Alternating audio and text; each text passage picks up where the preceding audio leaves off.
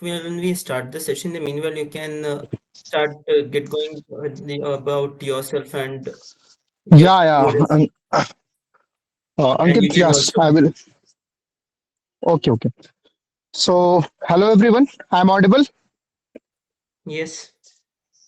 Yeah, so I hope you are doing well and very good evening. Today is Saturday, so really sorry for weekend again.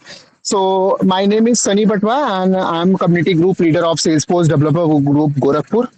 And thank you for joining, first of all.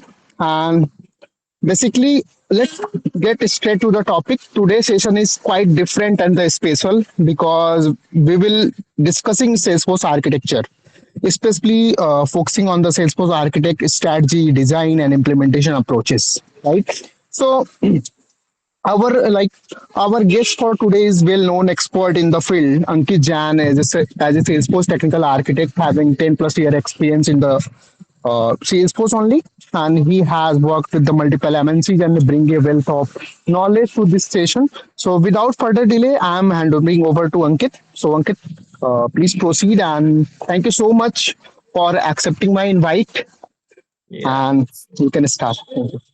Yeah, sure. So, first of all, very good evening, and thanks to Sunny and Gorakhpur Developer Group for giving me this opportunity to present. So, today's topic is Salesforce Architecture, a strategic approach for design and implementation. Before we go further, what we'll do is I will give a just brief introduction. Like, my name is Ankit Jain, so I'm a technical architect, as I already mentioned here. I work with various MNCs, PwC, IBM, many more. I'm also mentor at TopMate, and I'm a community speaker. I spoke for Gurgaon Marketing Cloud Group as well as Gorakhpur Developer Group as well. I have my own YouTube channel by the name Mock Interviews with Ankit Jain, and this is my LinkedIn URL if anyone wants to connect. I'll just take a pause for a few seconds so that you can scan the code. And then YouTube, I have the channel name Mock Interviews with Ankit Jain. This is the URL and this is the QR code for that.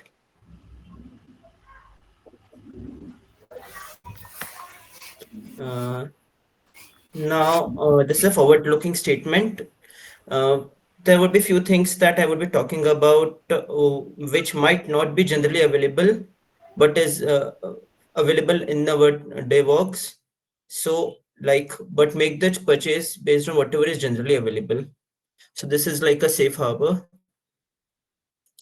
And the agenda for today is we'll start with the types of relationship in Salesforce, then master detail versus lookup, then practical example of master detail versus lookup, like what is the practical difference, like what will the use cases. See, this entire session is focusing on the decision, like if given a scenario, what will you do? You should be clear, crystal clear in your mind.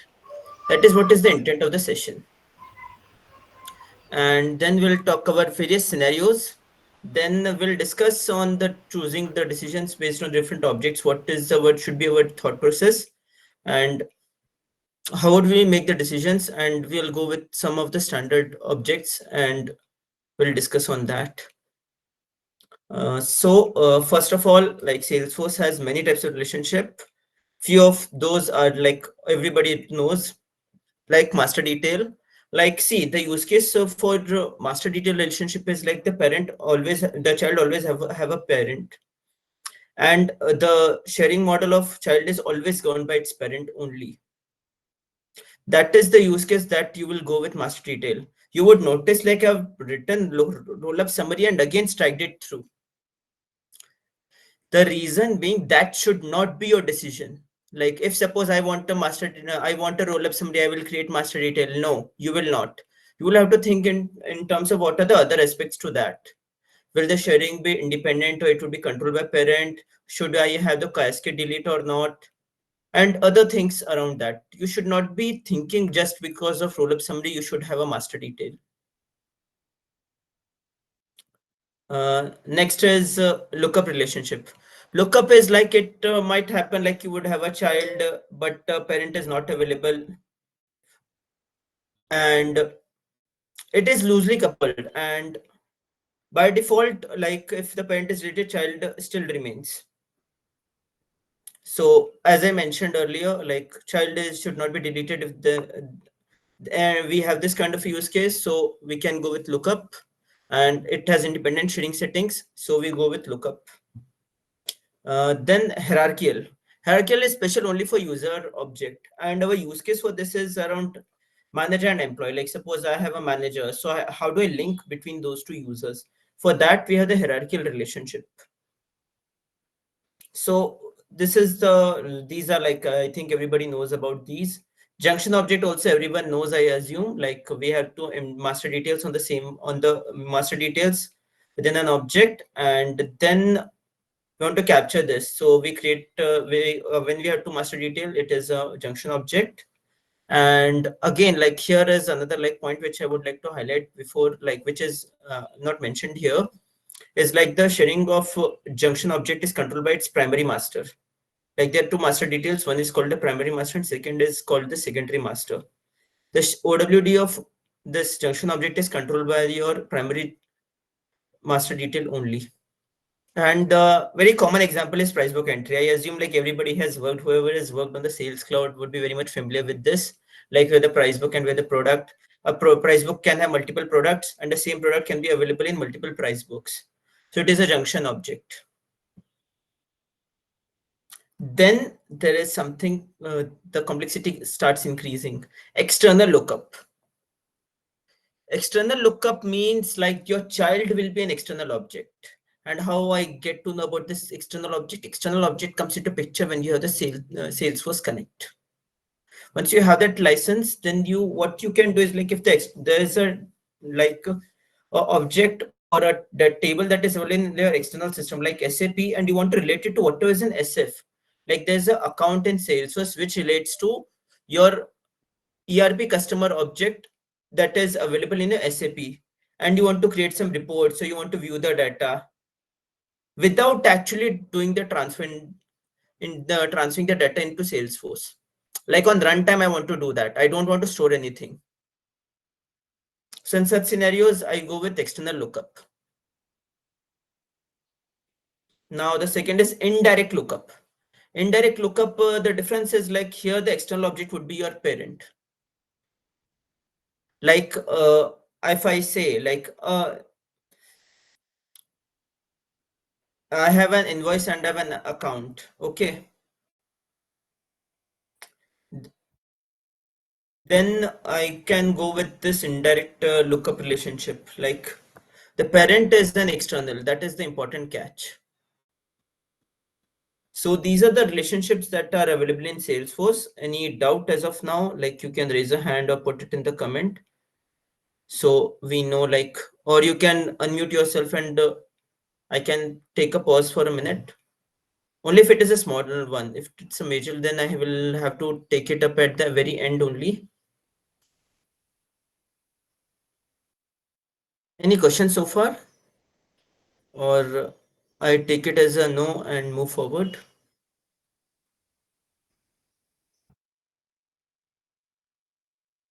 Can someone acknowledge? Like what I'm saying is able, are you all able to relate to what I'm saying?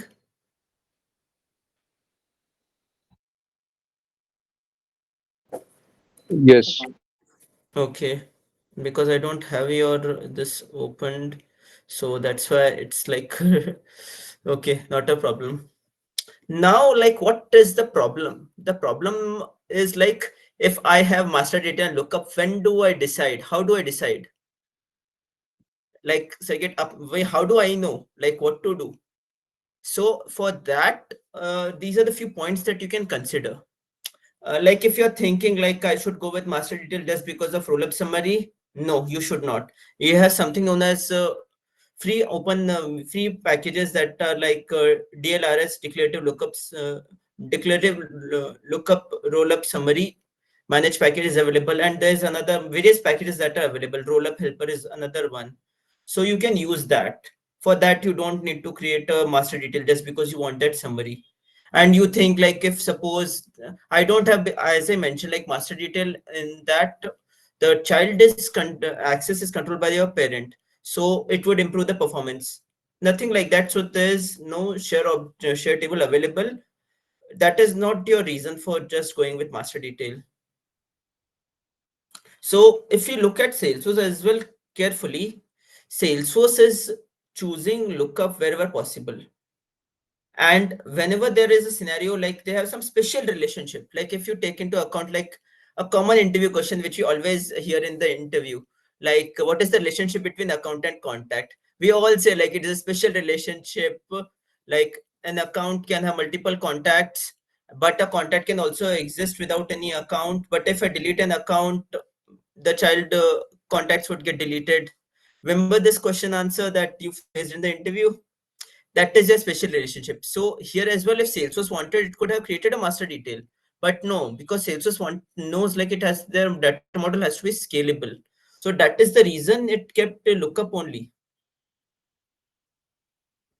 And again, if your use case is just around your cascade delete you want, so you can have this availability, you can have this feature available in your lookup as well. There's a link that is have attached mentioned here, which obviously you would need to contact Salesforce support for this, but it is possible. And another reason, like that point that you have to consider while going with master detail is like when there are large data loads that's happening, there are various chances that are available. I mean, there are chances that the record locking is actually happening.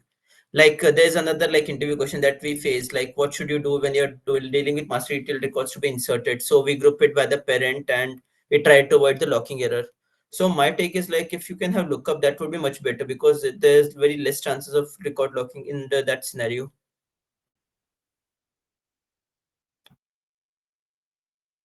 I hope I'm making some sense. Can someone acknowledge?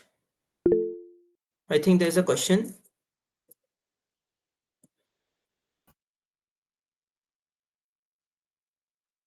So we will cover Q&A round in last. Okay. Okay, not a problem. Like, Mhm. actually, everything is interdependent, so that's why if it is a very short Yeah. question, then we can cover it on the go. I thought, not a problem. Next is like, what is my thought process around like going with master detail? You should be thinking of master detail only because of security requirement. Like, you want that if I remove the access from the parent, then ultimately from the child as well, I don't have to explicitly remove the access. That should be your thought process.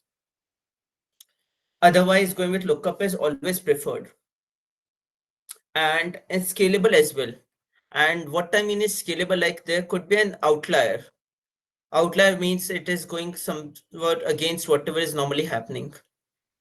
In that scenario, you won't have to change the data type. Let's go with the practical. I may mostly focus on practical things. So I have a practical scenario for this as well.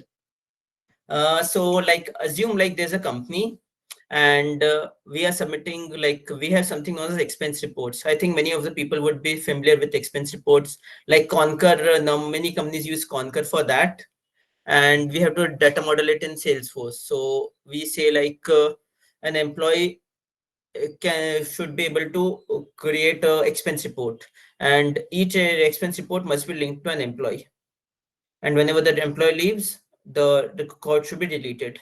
We are all happy with this, right? Like I can count like how many reports a particular employee has created, and I can do a roll up summary on that. Everything was going fine, but then an outlier came. We had the functionality that our CFO can sometimes submit the expense report on behalf of another employee. And in this scenario, the report is not linked with the employee. Now what we do, if we had created master detail, then this edge case we would not have been able to cover. And just if MD was, if the roll up summary was the reason, I could use the DLRS for that or other managed package for that. That is why even in this scenario, lookup was a better preference, considering the scalability and the outliers that might be present.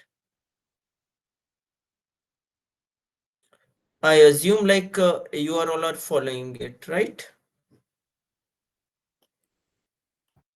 And everybody was able to relate to this example.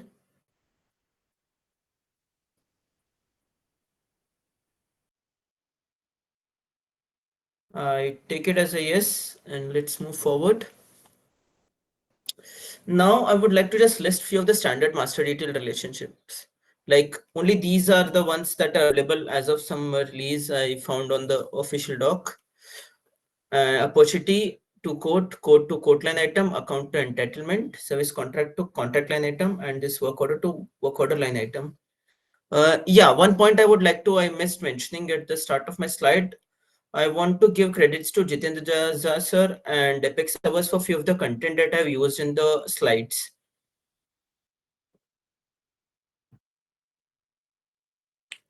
Next slide is like practical hands-on modeling. Let's try it. Suppose this is like first scenario. A prospect owner should be able to share the record with his team. We understand like a prospect means it takes like we think of a prospect like in terms of a lead, and we have to share it with his team. But as I know, like from my past experience, lead does not support teams. What do I do in this scenario? But I have case team, I have opportunity team. Shall I use case and opportunity in this use case? What are your thought processes on that? Or shall I go with the queue? But then there would not be specific owner, like an entire queue would be the owner. Think, like I'm giving few seconds here to think like what would be your answer, and you can note it down in your notepad or somewhere, because later like I have shared my thought processes around these scenarios as well.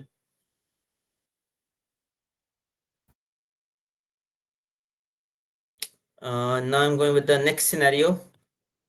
Prospect record should be created via email.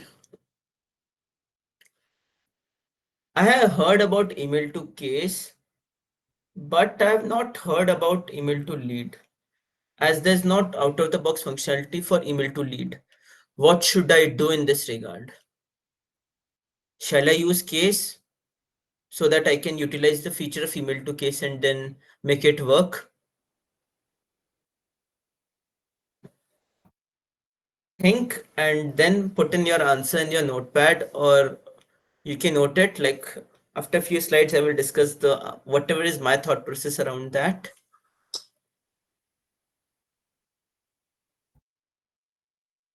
Next scenario. An organization would have multiple location or sites. So when we consider like various multiple sites, like we think of it like mostly around account hierarchy. So is account and location object same?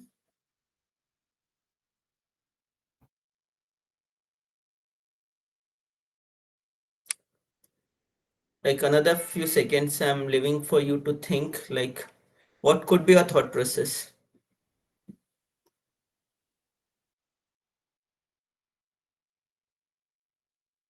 Next, if I want a customer to purchase an item from community, what would be your use case? Like what would be your thought process? Like going with order or opportunity?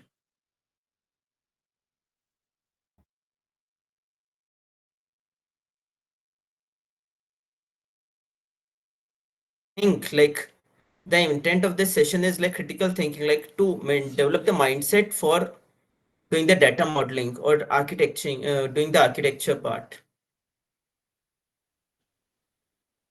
Now I will share my thoughts. For scenario number one, my takeaway would be like I would use the lead object for sure, and like for capturing that, like a person should be able to share the. Sorry, one second.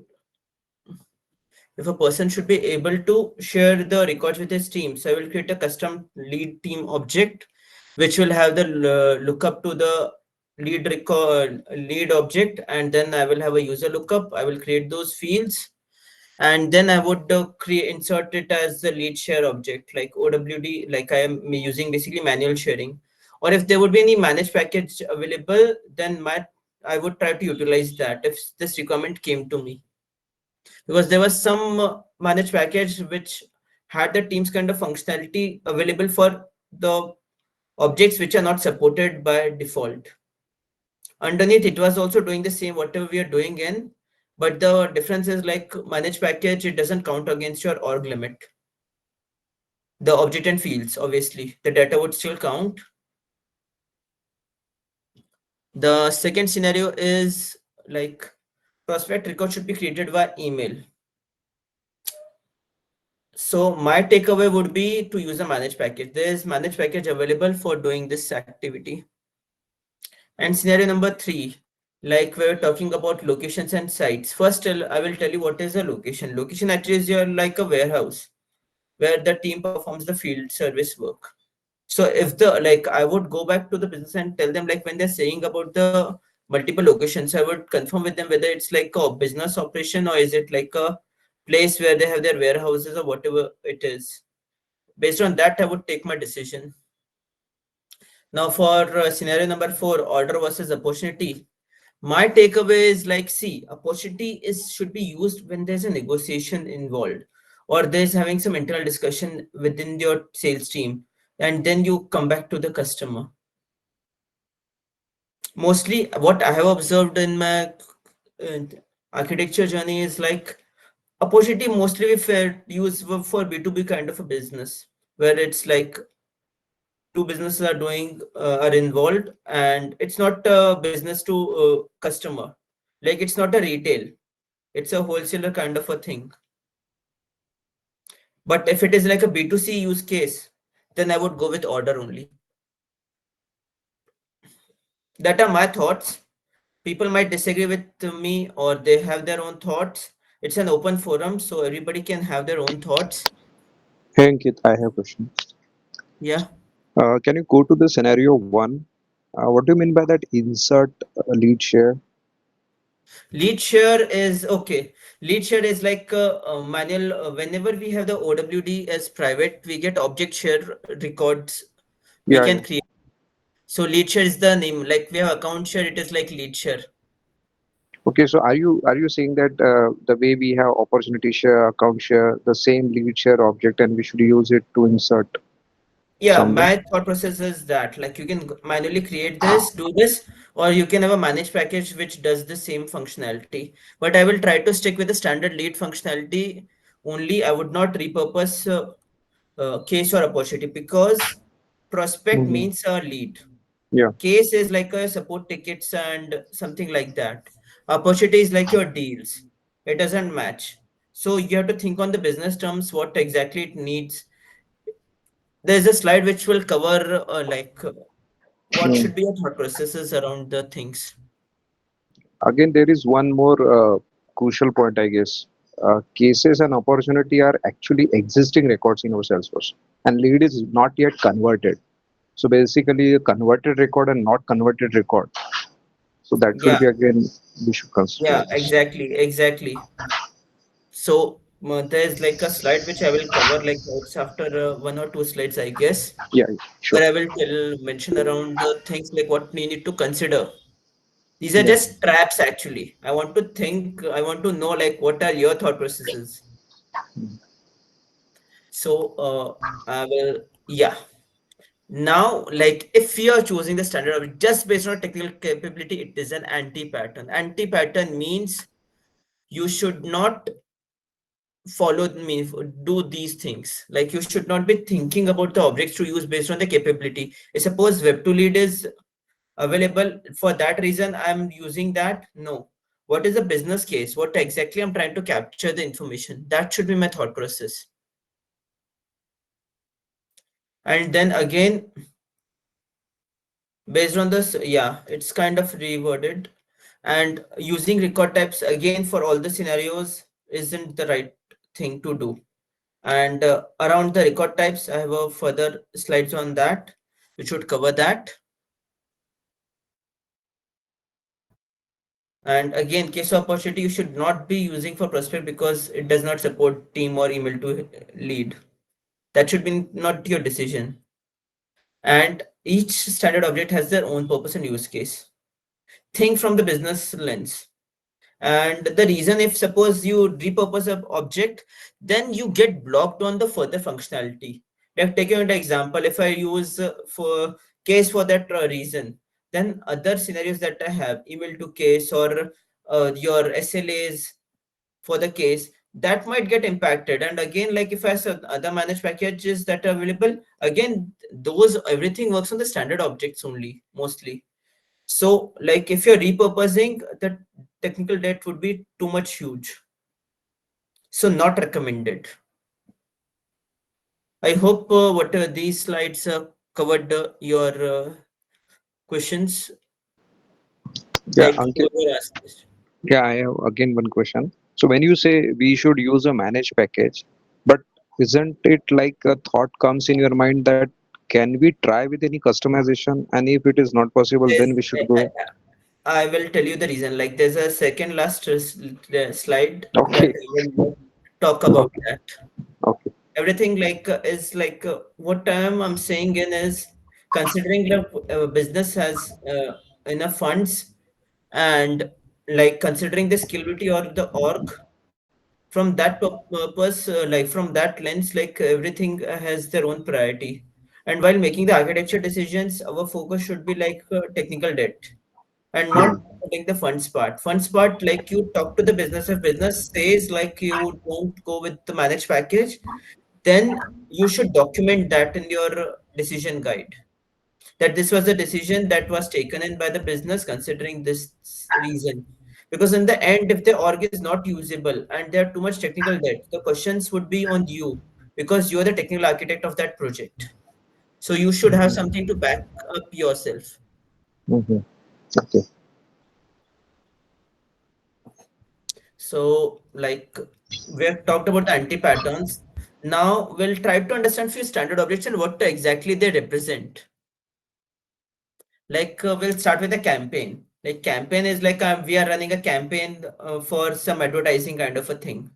It's like basically our marketing and to get more leads. Like even on your Instagram or any social media as well, you see a campaign being run, and then when you click on it, then it gives you a form, you enter the details. So it's more kind of generating the leads, that is the intent. And then from the campaign, like you try to calculate the effectiveness based on like your campaign influence functionality that is available, and it is used for your marketing strategy only for your lead and opportunity obviously. Then the next is your lead object. Obviously, it is like for prospects only. Like, what is the chances? Like, it should be we are able to get it convert. Means we are. What is the means? It has a some probability that he might make a purchase. But like we have to do a qualification. We have to do a, thought process. Means you have to do a qualification filter. Like we should not be directly converting any lead to a customer or by default, because that would lose the intent of that. Like our intent is like we should be focusing only on the people who actually would are had chances like they would be making a purchase. Otherwise, spending time on those won't make any sense. It is like asking a person who has very low CIBIL score that would you want another loan? He would obviously say no, because or even if he does make it, but it would be a wrong decision. So it's like that. So obviously you apply a qualification filter, then only you convert it to a customer. And functionality wise, if you're just using the lead for your web to lead functionality, it's anti-pattern. Then in future you would have tremendous technical debt, which will cause which might make your org unusable. Ankit, what do you mean by exactly the anti-pattern? What is the Anti-pattern definition? means it's kind of like wrong way. Like anti-pattern means like we have the like the best practices. It is like opposite of best practices. Not at all recommended things. Okay, but then if we do any kind of customization, so isn't it like an following anti-pattern way or what? See, customization is not always anti-pattern if your business is demanding that. But what you can do is like you can try to stick to whatever is the standard functionalities that is available. And whatever is the limited customization that you have to do, that is always like you will have to do it because the business needs it. And if there's nothing that is standard available, then Mhm. going with that doesn't count as an anti-pattern. Okay. So if I take an example of flow and Apex class, so do you put it under anti-pattern or what? My decision, like this is another topic that would take like too much time, but in a nutshell, your decision of being a anti-pattern or the recommended approach would depend upon various factors like how much records you have, and Mhm. for mentor how much is your team technically sound, and then what are the like is your who would be like what are you considering, like are you if you're considering like easy to maintain, or you are thinking of it more as scalable kind of a solution. Based on that, the things would your decision would come into the picture. Okay. Okay. Like Okay. suppose like Apex will go with more scalability, but Mhm. obviously it's not maintainable as easy as a Mhm. flow. So that Mhm. is a kind of a thing. Okay.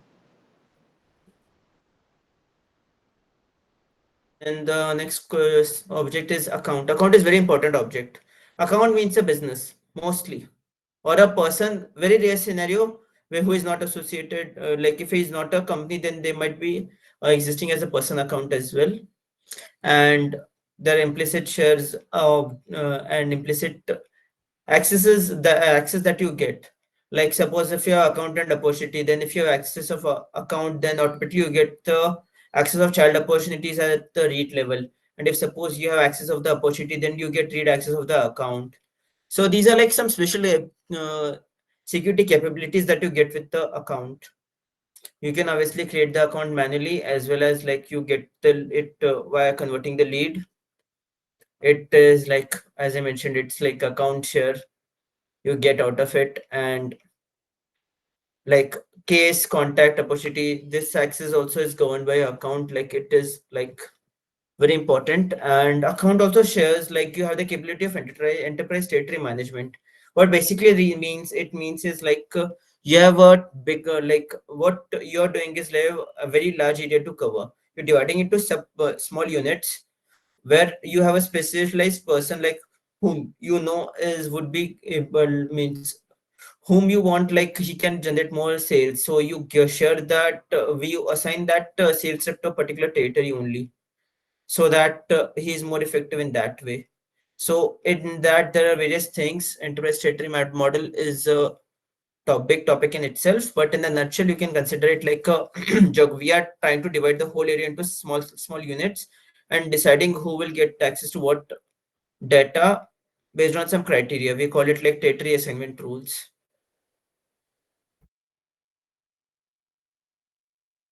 The next object is contact.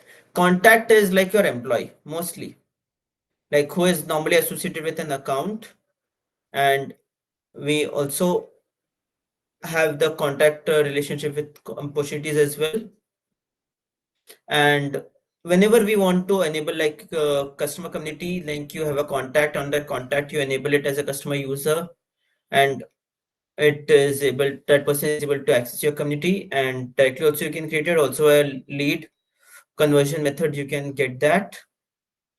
If again, like as I mentioned, it is a special relationship between account and contact, so if you delete the account, contacts will be deleted. Normally in my use means whatever I have worked so far, there is not a single case where the contact is not associated with any account. So like always, most chances are high, like you would always have an account that is associated to a contact. And again, like for account and contact, you don't have a roll up by default available, so you have to either do a customization, or you can use DLRS or any other managed package to do that. Next, opportunity. Opportunity is your deal, like deal which involves negotiation, like where you where you, in which like it would not be an immediate purchase. Like suppose, like if I'm suppose purchasing a bike is like a very heavy like high cost or high value item.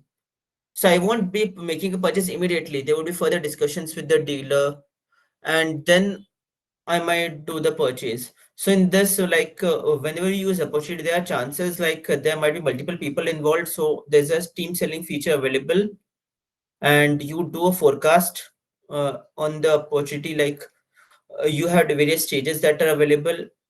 Like in your opportunity stage, you have a forecast category that is available. Based on that, you do the forecasting, you do the quotes. You have like opportunity product as well to capture it against like what is the product like which is related to this opportunity.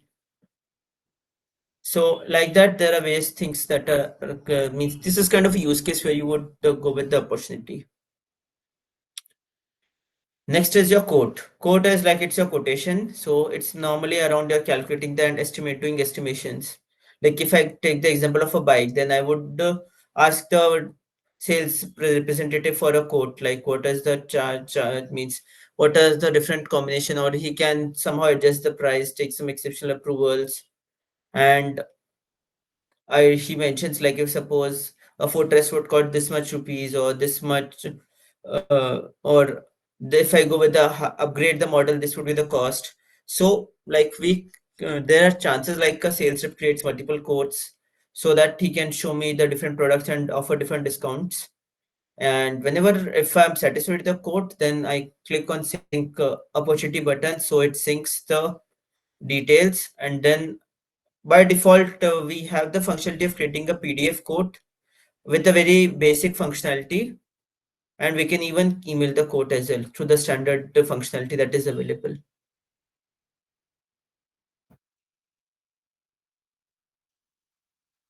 Next is the order. Order is like a fulfilling a desire. Suppose I want to purchase, suppose, a water bottle. So whenever I place an order on the app, on Amazon, Flipkart, or whatever app it is, and then they're giving a promise that I would be getting that delivered at my place. So that is like you're fulfilling. So your e-commerce use cases, you always go with order. And after like you're closing an opportunity, close one, then you are fulfilling that. Like it won't be like if I'm doing it with the normal, like I will talk about a little bit about how this business works. Like whenever you place an order, like they would not be directly available, like it would be in their warehouses. So from warehouses, it would go to the nearest place and then it would be shipped, and there would be various things that would be happening in the background. So like this is your fulfillment journey.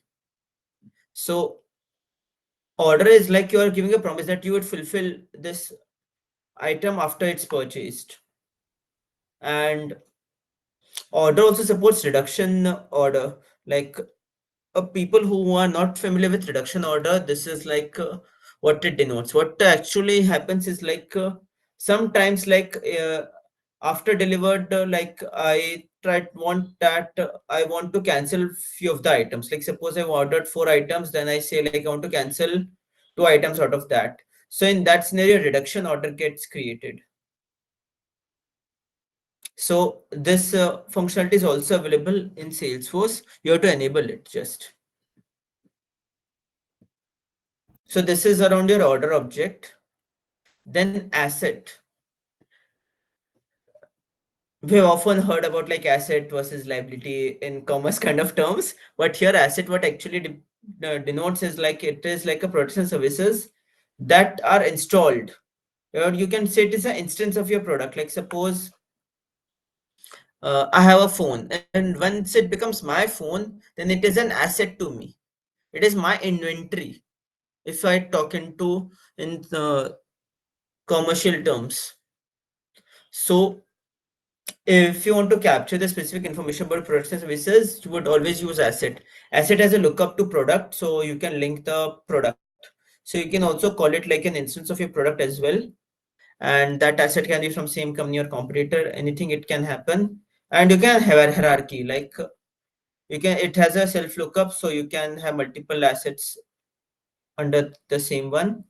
An important part, like storage wise, there is no limit on asset, and it does not support skinny table. Skinny table is like when it comes the concept of large data volume comes, then skinny table is a kind of a workaround for its some of the use cases. So skinny table is that, and highly useful in IoT scenarios where you have the asset token flow. So this is your asset object. In my project as well, I've used the asset object. Like we had like for our the my project scenario, it was like a inventory. So they had the it was like a manufacturing industry. So for that, they had some inventory. So that inventory we wanted to capture. So we are utilizing the asset object for that. So that's how it is.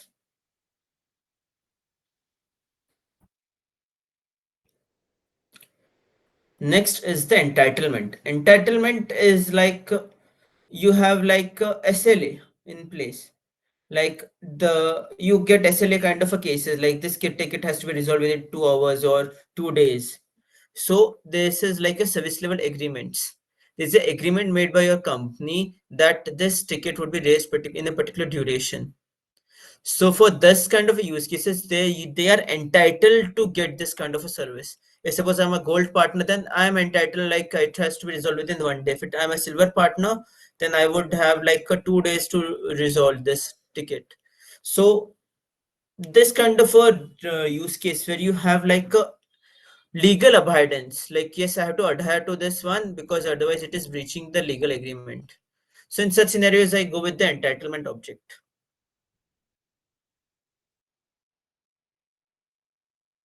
Next is your case. Case is like for support scenarios, mostly we use it. Common functionalities is like email to case, web to case. Everybody I think knows about it. And then it has like a complete life cycle. Like from new to we have like a case is closed. Then we have SLA in place, like we can enable that. And again, it's like a support team. We can enable the teams, like a team might be working on this case. So it has a team functionality enabled by default. We obviously use knowledge articles because we want to kind of get it closed by the agent, by the our customers itself. Like or we want to help the sales support agents that they can directly should be able to resolve it quickly. So they get the knowledge article, so they can directly on the call tell them a quick resolution. Or if it we have exposing this on the customer community, we kind of use this knowledge articles as a way of deflection of a case. And obviously you can have the Salesforce survey like enabled. Again, it is ad hoc license, means yeah, add-on license, sorry, not ad hoc, add-on license. And for knowledge articles as well, like for creating the knowledge, I think you would need knowledge user license again. But mostly you would find like people try to use a case object very much, and they use the email to case, web to case. Mostly it's for a support kind of a thing. Only we use the sales. We use the case object. Next is your work order. Work order means like I have to do a work going in the field, and we want like there are knowledge articles also you can have against a work order. If it is a FSL object, means field service lightning. So it is a field work that the person has to be done. It is that is if that is a kind of use case that you have, then you would go with work order. You will not go with your regular order. If it is online, then you go with the case object. If something service is requested based on the field, then you have to create a work order for that. Then there are various capabilities of FSL also linked to this. So going with that object would make sense. Then there's a task object. Task, we all use that object. Like we have various capability. Like I can make a task as recurring, and then it can also it also supports reminder. Like if you want a person to get reminded on like the due date is like after 5 days, so you want it like every 2 days I want to remind him, then I can configure that. And there's no SLA, like you can't link that SLA like service level agreement to a task. And task, I would not say have a kind of life cycle. It has some status values, but it is not like an entire life cycle. Like I can say like this would be life cycle of this one. Like after this, it would be this. Task is like it's open, it's closed. Directly task is considered kind of that kind of a scenario.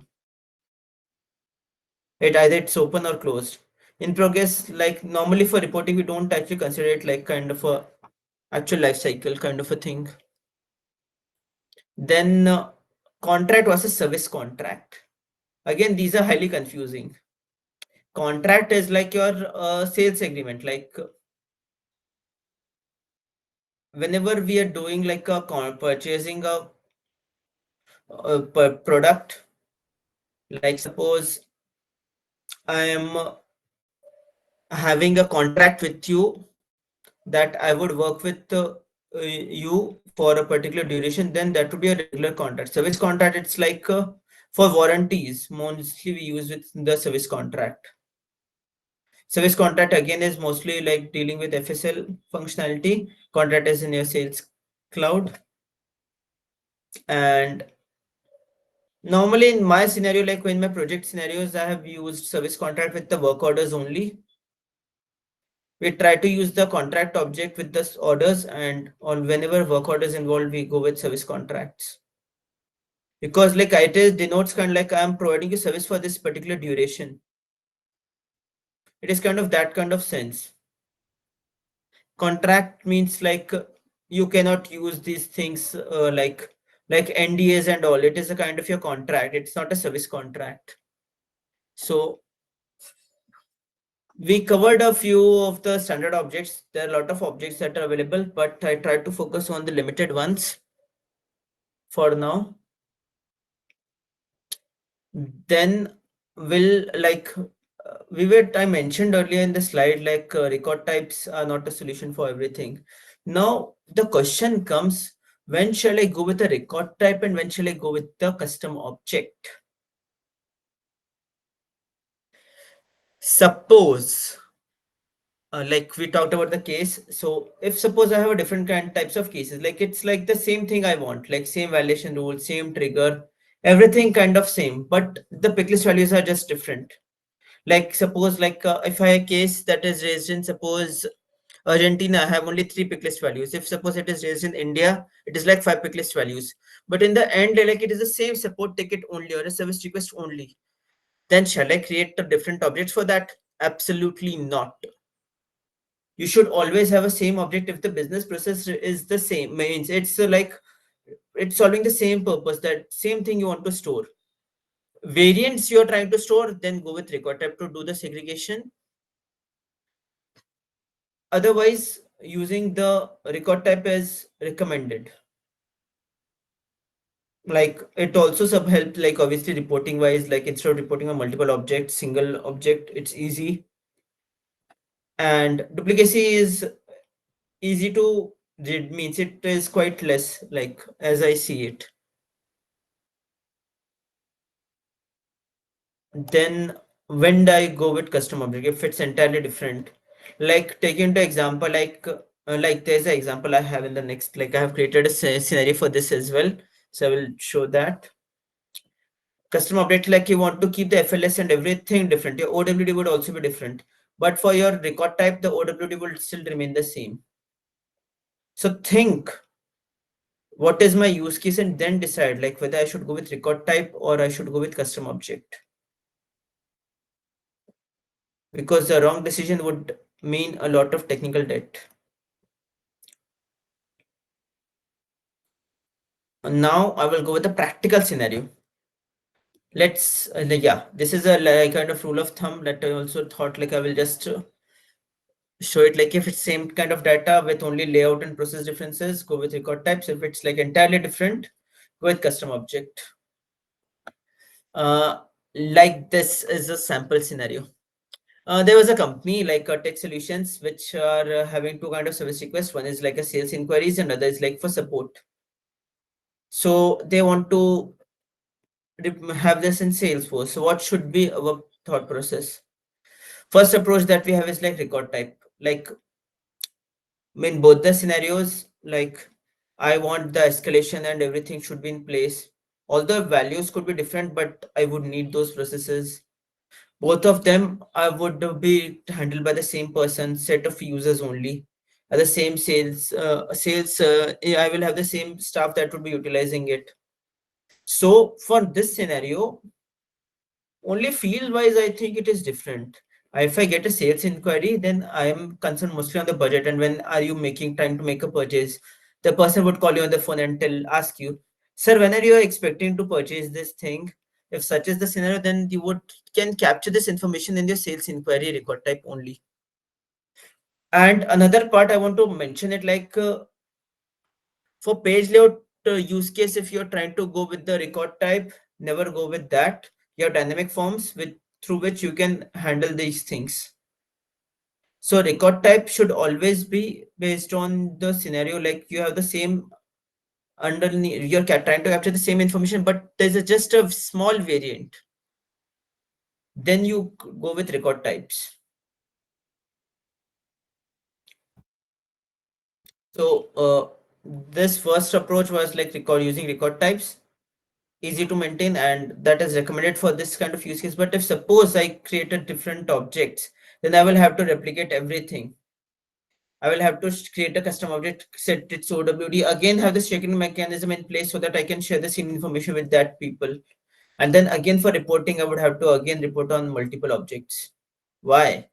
It is the same thing. Then going with the record type is making sense in this use case. I hope this is clear because this is quite important. And in your mind, you should be able to think like, yes, this use case, this is my use case, and this scenario, going with record type makes sense, or going with custom object makes sense.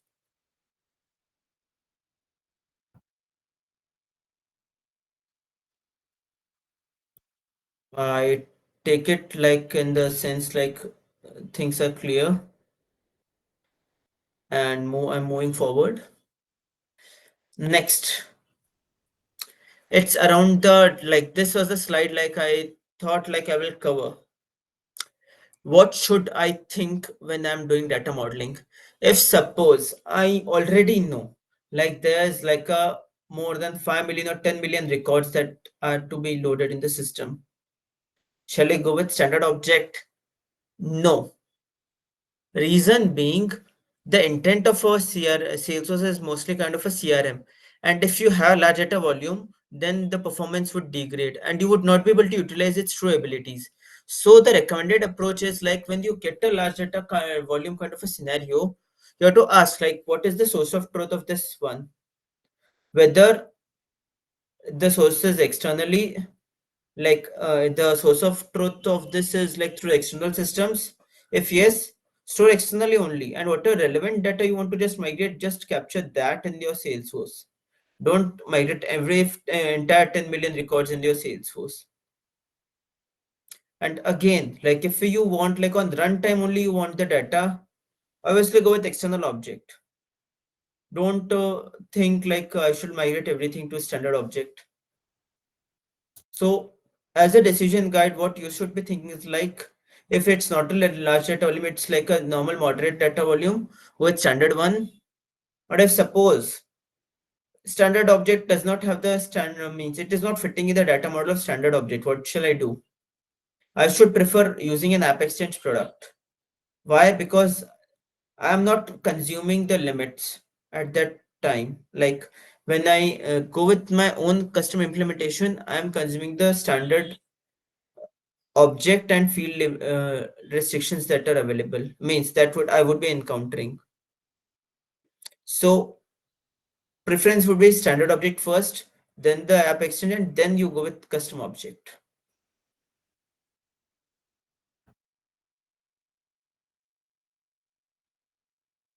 uh, Everybody, anybody has any question on this slide? Because I think this is kind of a last slide I have.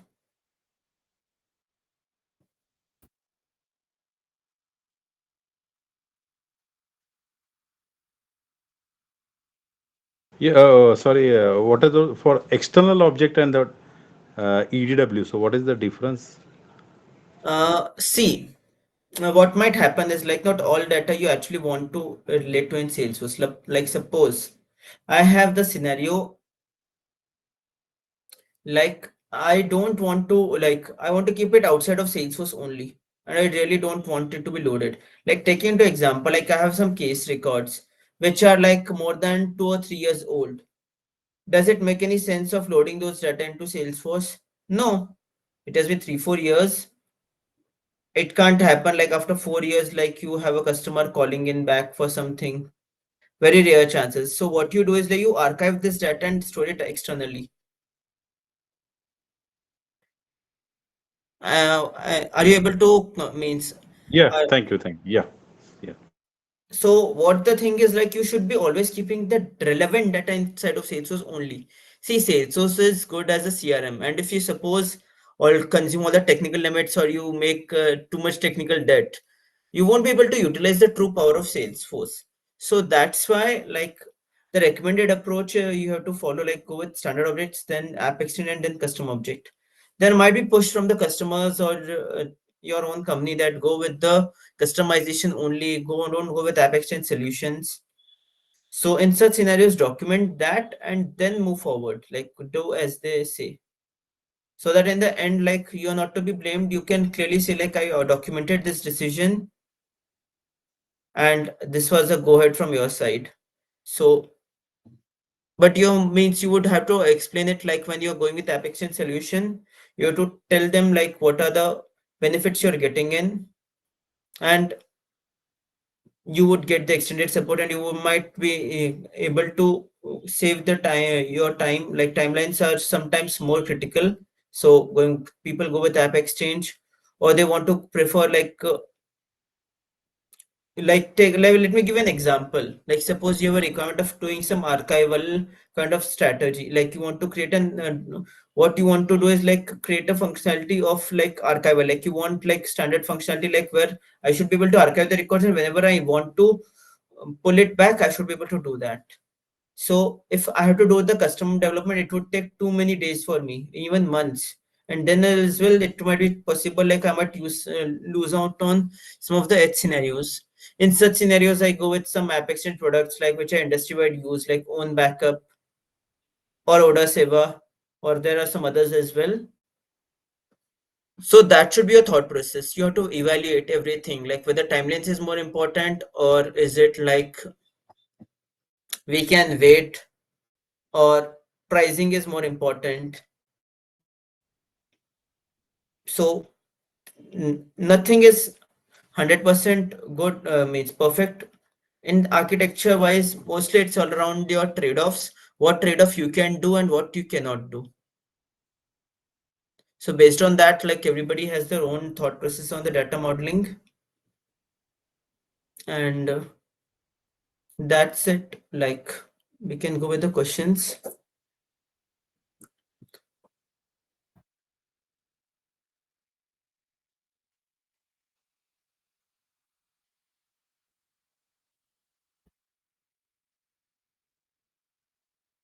uh any questions,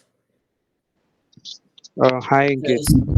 So, is there any kind of help documentation or anything available to go and read and get thorough on these kind of concepts? You can visit architecture.salesforce.com. Like it, they have the decision guides in place for many of the things. Okay.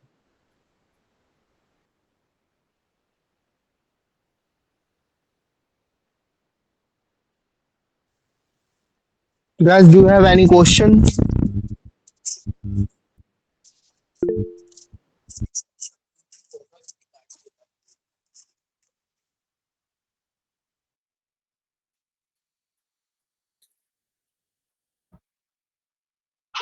Yeah, Ankit, I think there is one message on chat I saw. It is related to the app exchange. If I may extend to that. So Then you basically, explore app exchange. yeah, yeah. Okay. Basically, how you get to know that this is the right app that I should be getting installed. What is the decision that you take? See, what again on app exchange there are various products which have multiple abilities. So you have to evaluate what are the features that are available, and it might happen like it is a. Let's take into example. Conga is very good, well known in the document signing ability. DocuSign Yeah, is also very much popular. But if suppose of the DocuGen or the Conga, my use case is I'm able to solve my use case with the app which is not authorized as my use case. and if it has a lower pricing, so I would prefer that. See, it all depends like what is a company's or each organization has their own thought processes. Some think of it like scalable, like I should be able to reuse the same app for other features as well. Few think of it like fixed kind of a thing, like I want these three features, I'm getting this in the lower cost, let's go with that. But as architects, we need to like obviously we have a visibility. Architects normally have the visibility from the business, like what are the plans on the roadmap, and considering that they recommend the apps to the business. And again, client also doesn't make immediate decision. They talk to their procurement team and then they decide like whether I should be with this decision we should be taking or not, because everything involves financials, and whenever there's financials involved, you have to be very cautious of your decisions, what features you need, what you might not need, but still is it's costing you.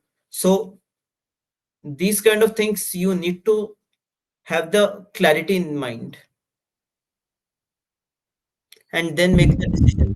Like mostly people kind of agree on the free apps that are available from Salesforce.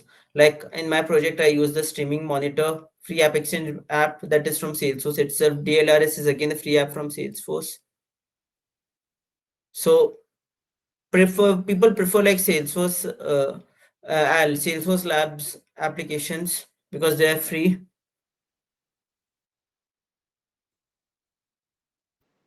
Yeah, okay, thank you.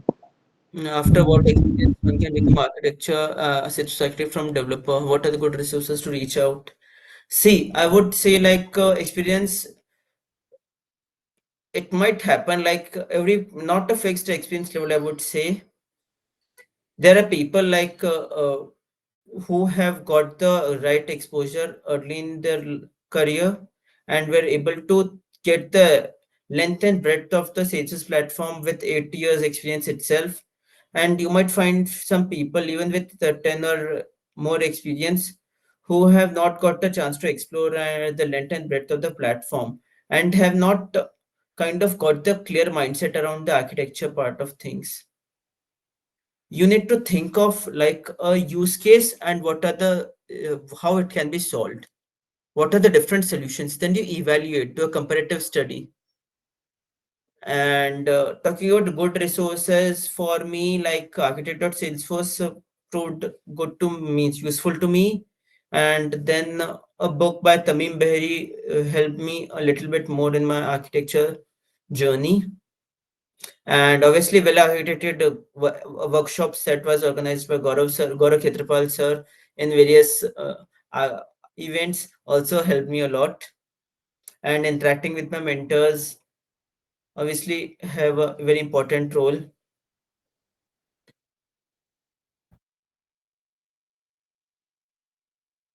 My takeaway is simple, like you get the right exposure, there is no limit.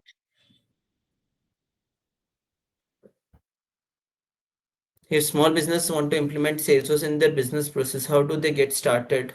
And as a fresh Salesforce developer, how can they manage to take over that responsibility? To it's like I'm a little confused. Like small businesses want to implement Salesforce in their business process. So see, what a small business like for them, like I think Salesforce has a starter pack which they can utilize. And next question is how as a fresher Salesforce developer they manage to take over that responsibility. Like see, if a small businesses want to implement it and they don't have a SME of their own, Salesforce I think has their own like account executive who work with them and provide some level of consulting as I know. So, and if you're thinking, and if the question is around how as a fresher sales developer, how can I improve or upskill in my career? Then the thing is like get more hands-on experience, attend various developer group sessions, attend some meetup, community meetups, and like you can attend some events like the lead dreaming, like which is in upcoming, and I think Sunny is also like taking a session in that, I guess. Any special relationship limited to account and contact? No, there are others as well. I don't means I will have to explore like what are the different others, but definitely it's not just limited to account and contact. So as a sole Salesforce developer can't take all the responsibility to create that Salesforce project for them. There are some Salesforce developers, or I would say like individual contributors that are available, like freelancers, like who can deliver an entire project for them. They do that because they are actually architects which are having good hands-on experience. And the next question: how do I create a special type of relationship? So when I assume the question is like, how do I create a lookup with cascade delete equal to false? So I will just share that link. I knew that this question might come up. So I thought like I will do some homework.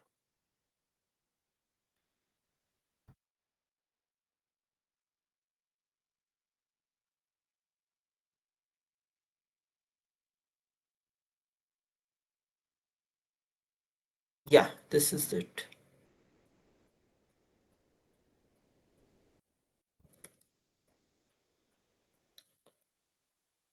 Yeah.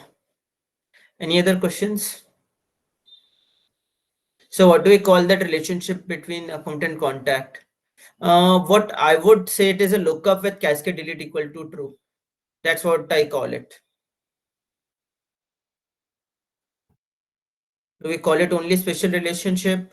Some people call it special relationship only, but when I means if I have to answer it in interview, what I say is like it's special relationship where it is a lookup but cascade delete equal to true. That is my answer to that.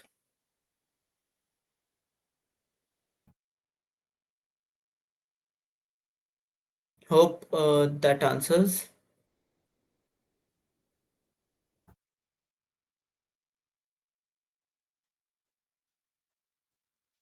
Yeah.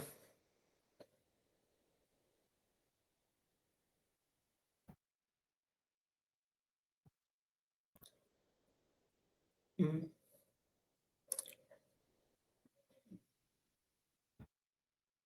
Anybody has any other open questions or any feedbacks, or I'm open to any feedback, like whatever you feel.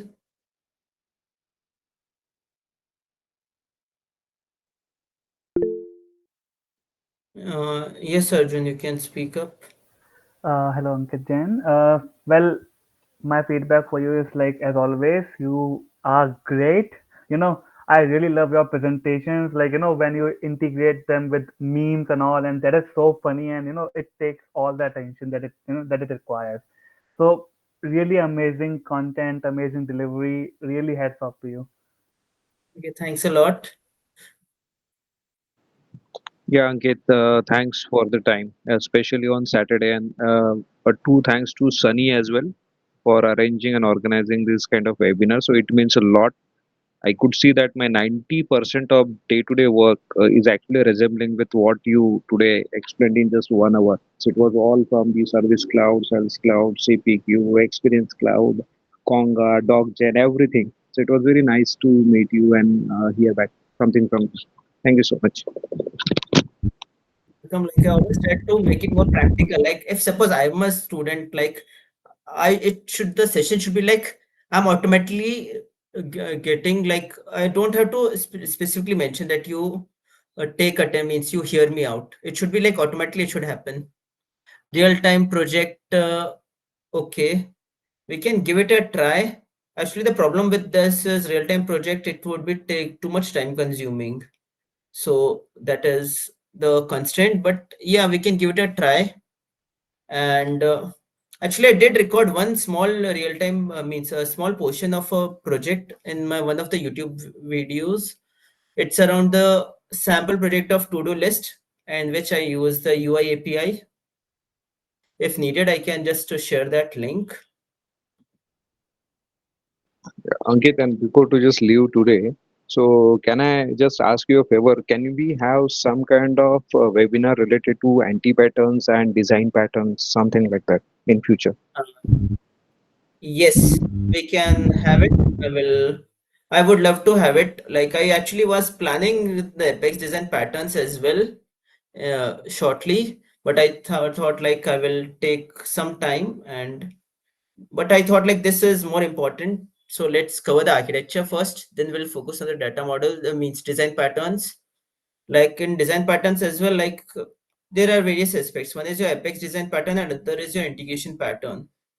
So we'll try to cover the Apex design patterns. Like we'll discuss on the timelines with Sunny, and then we can have that as well.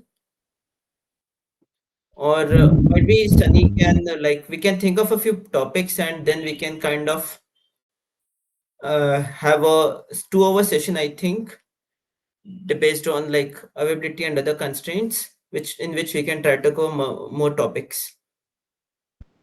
Yeah, thank you for Yeah, that. we will discuss mutually and we will do further. Okay. So, guys, Yeah. there is one architect, Salesforce Architect empowering group. Okay, so please active on that group and feel free to share your uh, expertise. Feel free to uh, your expectation, and me and Ankit we will like mutually conduct session in the coming days.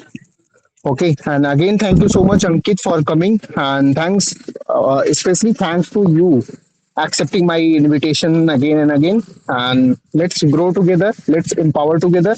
And a special thanks to all the attendee for especially coming to this weekend over the weekend. So thank you so much. Yeah, it's always a pleasure, like trying to give back to the community.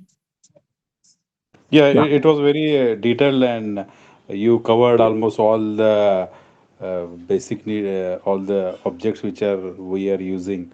So it was nice to get refreshed. So just only one like whether we can have these all whatever information you gathered in your blog or anything where we can just I think refresh. this video would be recorded, and we can put means I would put up in the. We'll try to go upload this video on the YouTube itself. So and we would share the link, like so that you can have a glance on that. Yeah, yeah. Thank you. That will be very helpful. Yeah. Thank you.